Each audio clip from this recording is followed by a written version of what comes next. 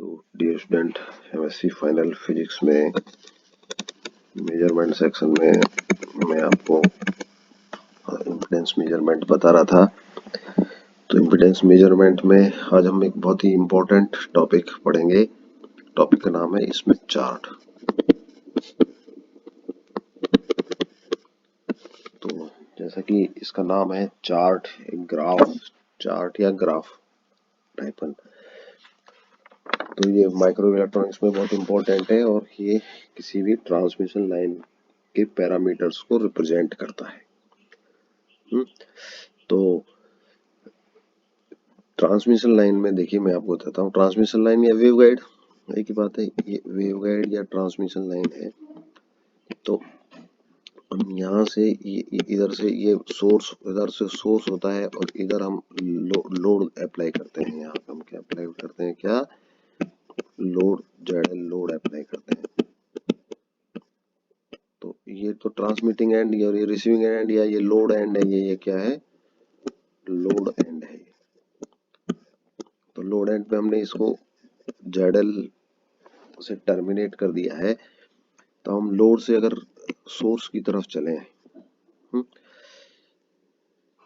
तो क्या होगा, हर पॉइंट पे हम दो पॉइंटों के बीच में वोल्टेज कैलकुलेट करें या करंट कैलकुलेट करें तो कंटिन्यूअस चेंज होती है वेव की फॉर्म में, क्योंकि वेव भी होती है इसमें, करंट की वेव होती है और वोल्टेज की वेव होती है। तो किसी भी पॉइंट पर हम करंट निकालें या वोल्टेज निकालें, करंट, वोल्टेज या यूं आप इम्पीडेंस, इन दोनों का वोल्टेज अपॉन करंट क्या होता है, इम्पीडेंस, जेड निकालें। ऐसे ही हम और इधर आए, किसी भी पॉइंट पर रिफ्लेक्शन कोफिशिएंट निकालें, जेड इम्पीडेंस निकालें, रिफ्लेक्शन कोफिशिएंट निकालें, वोल्टेज स्टैंडिंग वेव रेशियो निकालें। तो ये सब पैरामीटर हैं। इन सब पैरामीटर्स की वैल्यू डिस्टेंस के साथ साथ इधर की तरफ हम जैसे जाते जाएंगे तो चेंज होती जाती है। चूंकि ये वेव की फॉर्म में होते हैं ये सारी चीजें, वोल्टेज और करंट, तो वेव एक रिपीटेड होती है एक डेफिनेट टाइम डिस्टेंस बाद या टाइम इंटरवल बाद। तो स्टैंडिंग वेव की फॉर्म में होती है। तो स्टैंडिंग वेव में आप जानते हैं दो मैक्सिमा के बीच की डिस्टेंस या दो मिनिमा के बीच की डिस्टेंस लैम्बडा जी बाई 2 होती है। तो ये सभी वेव फॉर्म है, ये सब लैम्बडा जी बी डिस्टेंस के बाद रिपीट होती है, रिपीटेशन होता है। तो जो इम्पीडेंस है या रिफ्लेक्शन कोफिशिएंट है या वोल्टेज स्टैंडिंग वेव रेशियो है या एडमिटेंस है, जो भी है वो सब क्या है, लैम्बडा जी डिस्टेंस बाद इस ट्रांसमिशन लाइन पे पीरियडिकली चेंज होते रहते हैं सब। तो एक डेफिनेट पीरियड बाद फिर उनका रिपीटेशन होता है। तो इन सब पैरामीटर्स को हम बताने के लिए ट्रांसमिशन लाइन पर कैलकुलेट करें। इसका एक तरीका तो है कि हम यहाँ पर स्लॉटेड या सेक्शन जैसे वेव गाइड है तो वो लगा करके और प्रोब लगा करके वोल्टेज करंट की वैल्यू मेजर करें। दूसरा एक तरीका है स्मिथ चार्ट का यूज करके। तो स्मिथ चार्ट क्या है, एक टूल है और थ्योरेटिकल टूल है। ये है एक तो एक्सपेरिमेंटल टूल होता है, ऐसे स्लॉटेड सेक्शन पे यूज करना, ये थ्योरेटिकल टूल है। तो इससे हम क्या करते हैं, किसी ट्रांसमिशन लाइन पर यहाँ से लोड एंड से एल डिस्टेंस पर यहाँ पर कितने इसका इम्पीडेंस है, कितने इसका रिफ्लेक्शन कोफिशिएंट है, कितना वेव का, कितना वोल्टेज स्टैंडिंग वेव रेशियो है, सब कैलकुलेट हम कर सकते हैं। तो स्मिथ चार्ट एक ऐसा टूल है जिससे हम क्या कर सकते हैं, इम्पीडेंस कैलकुलेट कर सकते हैं,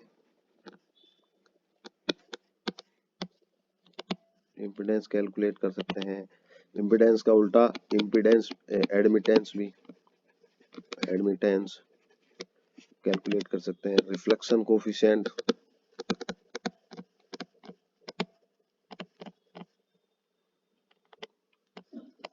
ये कैलकुलेट कर सकते हैं।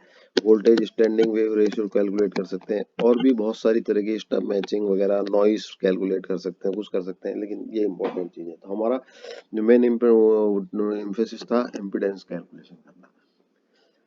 तो हम बताएंगे आपको कैसे इससे कैलकुलेट होते हैं। तो अब मैं आपको स्मिथ चार्ट के बारे में थोड़ा थ्योरेटिकली बताता हूँ कैसे है ये, और फिर हम इसका एक्सपेरिमेंटल यूज करना सिखाऊंगा। तो थ्योरी ऑफ स्मिथ चार्ट देखते हैं। Theory of Smith chart. तो स्मिथ तो क्या है, एक साइंटिस्ट का नाम है, आप समझ लीजिए, जिसने यहाँ इसको वो दिया था, स्मिथ चार्ट का कंसेप्ट दिया था या जिसने बताया था। तो अब देखिए वही हम ट्रांसमिशन लाइन या वेवगाइड को ऐसे लेते हैं। मान लीजिए ये ट्रांसमिशन लाइन या वेवगाइड है और इसको यहाँ टर्मिनेट कर दिया हमने इस जगह जेडएल लोड इम्पीडेंस। लोड जेडएल क्या है, लोड इम्पीडेंस है ये। तो इससे टर्मिनेट कर दिया हमने इसको, और इस ट्रांसमिशन लाइन का कैरेक्टरिस्टिक्स इम्पीडेंट है वो Z0।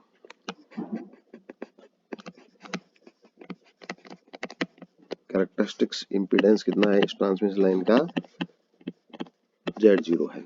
वेवगाइड का है ट्रांसमिशन लाइन का इम्पीडेंस। तो हम जानते हैं रिफ्लेक्शन कोफिशिएंट टॉ बराबर क्या होता है, टॉ रिफ्लेक्शन कोफिशिएंट बराबर ZL minus Z0 ZL plus Z0। इसको मैं थोड़ा ऐसे लिख सकता हूँ, दोनों Z0 से डिवाइड कर दूं, ZL upon Z0 minus 1 ZL upon Z0 plus 1 equal to tau. और इस ZL अपॉन Z0, ये ZL अपॉन Z0, इसको मैं स्मॉल ZL लिखता हूं मैं। तो टॉ की वैल्यू क्या आ जाएगी, टॉ की वैल्यू मैं इसको लिख सकता हूँ ZL माइनस 1 और ZL प्लस 1। ये टॉ की वैल्यू आती है। टॉ रिफ्लेक्शन कोफिशिएंट है, ये रिफ्लेक्शन कोफिशिएंट है ना, ये रिफ्लेक्शन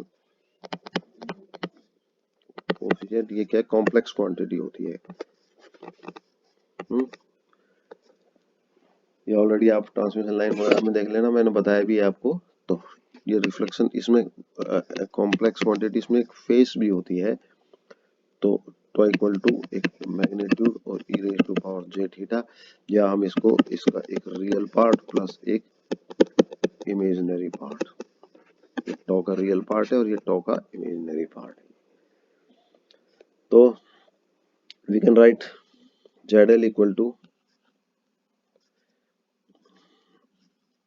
अब देखिए इस इक्वेशन से हम रीअरेंज करके लिखें equation one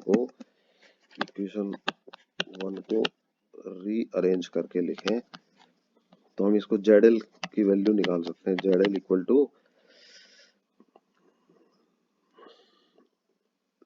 equal to one plus, एक मिनट, इसको 1 प्लस टॉ और 1 माइनस टॉ ऐसा लिख सकते हैं ना। तो 1 प्लस टॉ और 1 माइनस टॉ, या इक्वल टू 1 प्लस टॉ का और e raise to power J theta और 1 minus tau e raise to power J theta. तो this complex equation can be reduced to two real equation by writing tau and ZL in terms of their real and imaginary part। तो ये वाली जो equation है ZL equal to, let ZL equal to small ZL है जो RL plus JXL, impedance है। ये क्या है, impedance. Impedance can be written as resistance plus reactance. Resistance में फेस पार्ट 0 होता है, करंट और वोल्टेज एक फेस सेम फेस में होती है, और इसमें फेस में अलग अलग होती है। तो मैं पहले तो ऐसा लिखता हूँ, चलो ये 2 नंबर का इक्वेशन है ना, और ये टॉ बराबर क्या होगा, देखिए मैं इसको इसमें टॉ की वैल्यू यहाँ लिख दे सकता हूँ। तो ZL RL plus JXL equal to, इस टॉ को मैंने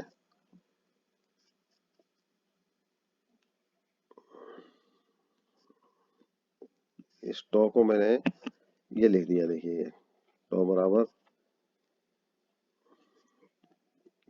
जेड एल बराबर 1 प्लस टॉ है ना, इसको रियल एंड इमेजिनरी पार्ट में, तो 1 प्लस टॉ, रियल पार्ट क्या है, टॉ इसका टॉ आर प्लस जे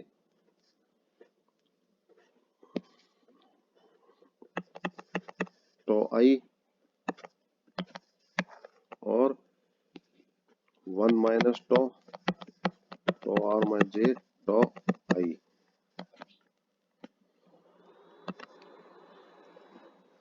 या इसको ऐसे लिख दिया मैंने, रियल पार्ट में एक साथ ले लूं 1 प्लस टॉ आर और इमेजिनरी पार्ट में ले लिया जे टॉ आई और 1 माइनस टॉ आर और इमेजिनरी पार्ट माइनस जो टॉ आई। ठीक, क्योंकि ये इसको लिखा है हमने सीधा, और ये कॉम्प्लेक्स है तो इसको हम जानते हैं। तो अब इसको सॉल्व कर लेते हैं, ये वाली चीज है ना, इसको हम सॉल्व कर लेते हैं। कैसे सॉल्व करते हैं इसको, इसके कॉम्प्लेक्स कंजुगेट से ऊपर नीचे मल्टीप्लाई करके, इसको क्या करते हैं, कॉम्प्लेक्स कंजुगेट इसका क्या है 1 माइनस टॉ आर प्लस जे टॉ आई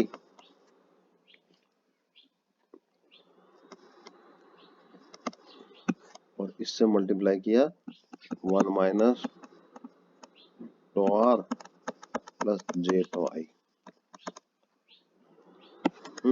तो इससे ऊपर नीचे मल्टीप्लाई किया हमने और सिंप्लीफाई किया, तो हमारे पास क्या वैल्यू आती है, मैं डायरेक्ट देता हूँ, आर एल की वैल्यू जो आती है 1 प्लस टो आर का स्क्वायर माइनस टो आई का square upon 1 minus tau R का स्क्वायर प्लस टो आई का स्क्वायर और एक्स एल की वैल्यू आती है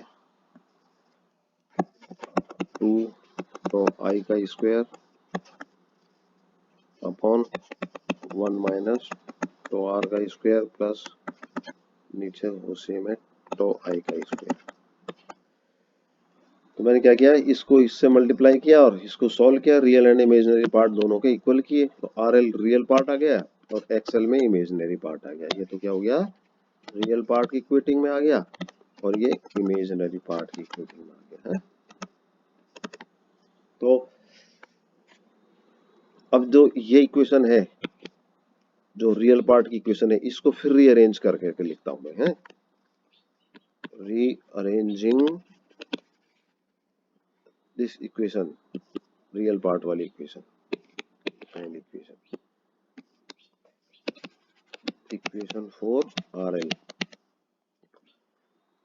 तो यहाँ देखिए, मैं इसको इक्वेशन को थोड़ी कॉम्प्लेक्स मैथमेटिक्स से, हम ज्यादा उसमें नहीं पढ़ना चाहते, तो tau R minus R L upon 1 plus R L इसका स्क्वायर प्लस टो आई का square equal to 1 upon 1 plus R L का square,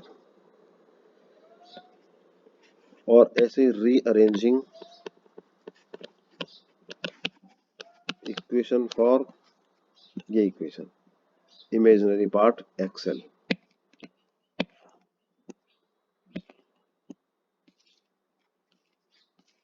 rearranging the equation for X L, imaginary part की इक्वेशन। तो इस इक्वेशन को टो आर माइनस 1 का square plus tau I minus 1 upon X I का square equal to 1 upon X L square. तो ये मेरे पास दो इक्वेशन आ गई हैं। तो ये दोनों इक्वेशन है ये मैं इसको इक्वेशन नंबर मान लीजिए 3 रखता हूँ या 4, कुछ भी रख लो जो ऊपर नहीं रखी है। तो ये दोनों इक्वेशन क्या है, आप इनको देखेंगे तो ये क्या है, दो इक्वेशन, दो सर्किल की इक्वेशन है। Represent two families of circle. तो equation 3 and 4 represent two families of circle.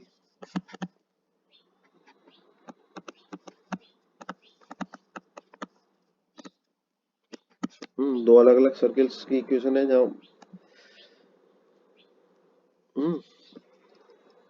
In circle दो प्लेन में होते हैं ना, कौन कौन से प्लेन में, एक्स वाई प्लेन की जगह यहाँ क्या आ गया, टो आर और टो आई प्लेन। ये तो x की वैल्यू हो गई, देखिए x माइनस ए का square plus Y minus B का स्क्वायर, तो ये y ये हो गया। ऐसे ये x माइनस ए का स्क्वायर, तो x ये हो गया, और y ये हो गया। तो एक्स वाई प्लेन की जगह क्या हो गया, टो आर और टो आई प्लेन। तो प्लेन तो कौन से हो गए, टो, दो एक्सिस हो गई, टो आर एक्सिस और tau I axis. Two axis कौन सी हो गई, टो आर एक्सिस और टो आई एक्सिस। एक रियल एक्सिस है, एक इमेजिनरी एक्सिस है। टो आर रियल एक्सिस है और टो आई इमेजिनरी एक्सिस है। ये दो सर्किल की इक्वेशंस हो गई, एक्सिस पता चल गई इनके, या वो एक्स को प्लेन पता चल गया। और सेंटर क्या होगा इसका, विद सेंटर इक्वेशन 3 में सेंटर की इक्वेशन 3 के अकॉर्डिंग सेंटर क्या हुआ, देखिए इक्वेशन 3 ये है। तो ये are L upon 1 plus R L, ये तो x कोऑर्डिनेट हो गया और इसके लिए y 0 हो गया। तो are L upon 1 plus R L plus 1 और 0। तो एक सर्किल का सेंटर तो ये हो गया, और दूसरे सर्किल का सेंटर फ्रॉम इक्वेशन 4, ये इक्वेशन 4 है। तो इसका एक 1 हो गया और इसका 1 अपॉन एक्स आई हो गया। तो क्या सेंटर हो गया, 1 और 1 अपॉन एक्स आई। और इसका रेडियस कितना हो गया, इक्वेशन 3 से रेडियस कितना हो गया, ये रेडियस इधर right hand side 1 upon 1 plus R L. तो इसका रेडियस क्या हो गया, 1 अपॉन आर एल प्लस 1। और दूसरे वाले का रेडियस कितना हो गया, दूसरे सर्किल से 1 अपॉन एक्सएल। दूसरे सर्किल से क्या हो गया, 1 अपॉन एक्सएल। तो हमने ये देखे कि दो सर्किल इक्वेशंस आती हैं, ये इम्पीडेंस और रिफ्लेक्शन कोफिशिएंट, और उसके से सॉल्व किया हमने इसको इम्पीडेंस की वैल्यू से। तो इसमें चार्ट क्या है, ये दोनों सर्किल है ना, इन सर्किलों का ही इक्वेशंस हैं ये। तो इसमें chart is nothing, these are the representation of these two circle types of circle. तो इसमें चार्ट इज ए रिप्रेजेंटेशन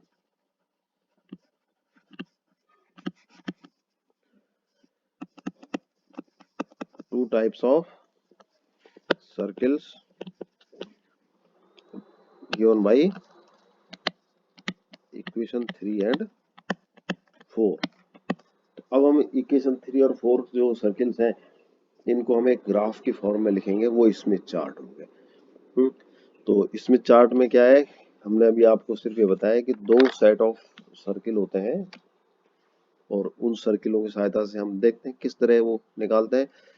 तो कल स्मिथ चार्ट को फिर हम और कंटिन्यू करेंगे थोड़ा सा। Thank you, okay.